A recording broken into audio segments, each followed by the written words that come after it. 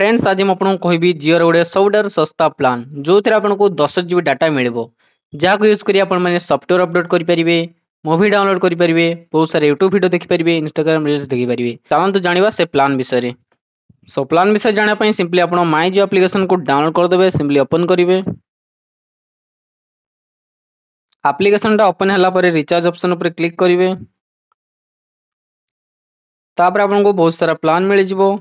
तापर आप सिंपली ये सर्च करेंगे ऊपर सर्च ऑप्शन अच्छी यार पर क्लिक करी आप सर्च करदे। सिंपली आप सर्च करेंगे 11 देखो 11 लिखि सर्च करदे। देखो यहाँ हूँ डाटा पैक मात्र ये टका दे मैंने 10 GB डाटा यूज करेंगे यार पर क्लिक करेंगे। देखो बहुत सस्ता प्लान एटा देखो मात्र 11 टका दे मैंने 10 GB डाटा यूज करेंगे। यार भैलिड हूँ घंटाटे घंटाटे आपको टाइम मिल घंटाटे भितर आपको 10 GB डाटा यूज करा पड़ो हाई स्पीड रहा ओनली डाटा पैक। देखो डाटा पैक एटा खाली रिचार्ज करने सिंपली क्लिक करेंगे पे ऊपर क्लिक करेंगे।